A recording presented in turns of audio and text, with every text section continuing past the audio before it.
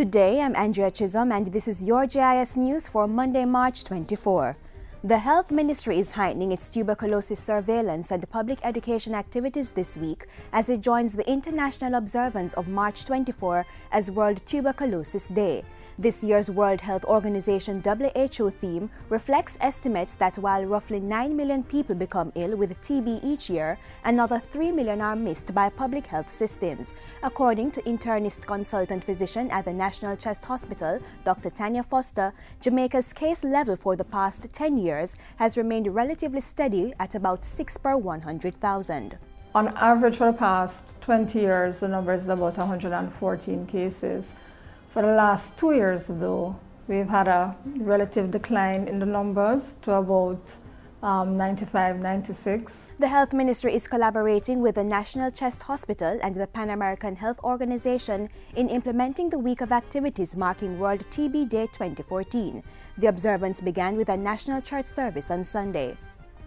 And then we'll roll into our symposium geared at sensitizing healthcare workers here at the National Chest Hospital on Tuesday, and on Wednesday we'll be out in the community in terms of public displays and education. Within the last year, Jamaica's National TB Program successfully distributed the National Strategic Plan for Tuberculosis and started construction of Jamaica's first isolation facility for multi-drug-resistant tuberculosis and other serious respiratory illnesses. The Anti-Dumping and Subsidies Commission is examining allegations of dual energy pricing costs reportedly being practiced by CARICOM partner Trinidad and Tobago. While speaking in Parliament last Tuesday, Commerce Minister Anthony Hilton said the Commission had been meeting with the local private sector to discuss their concerns. The Commission is conducting research on potential subsidy programs being provided to Trinidad and Tobago producers by the Government of Trinidad and Tobago. The Commission's actions follows a series of interventions by the Jamaican government to get a fulsome understanding about Trinidad's energy pricing method. The matter was also addressed at the recent Special Council for Trade and Economic Development quoted on energy meeting. In the meantime, Minister Hilton is reminding the private sector that they can take the matter to the Caribbean Court of Justice. Government's Agro-Tourism Farmers Market initiative is bearing fruit. Head of the Tourism Linkages Hub, Caroline MacDonald-Riley, says the program is having the desired impact of connecting farmers with personnel in the food and beverage departments of hotels and restaurants. The initiative is a joint project by the Agriculture and Tourism Ministries. The next farmers market will be held at the Catherine Hall Sports Complex in Montego Bay this Wednesday. The next stop after that should be Ocho Rios.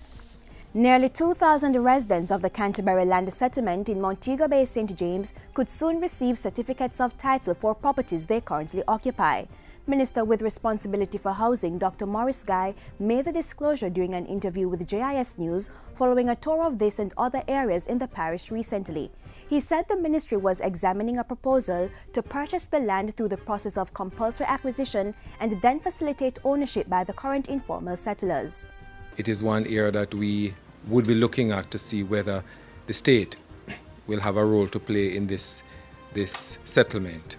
The minister also gave an undertaking to work with the representatives of Canterbury to explore the possibilities for improved housing and other developments in the community.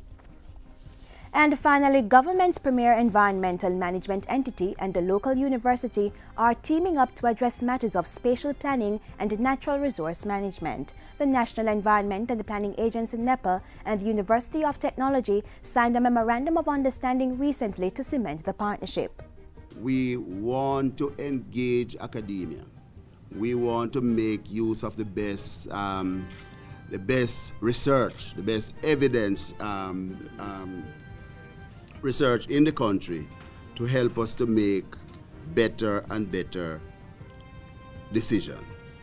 We have expertise and we want to partner, and we're happy that you have come to us. And that's it for JIS News today. I'm Andrea Chisholm. Thank you for watching.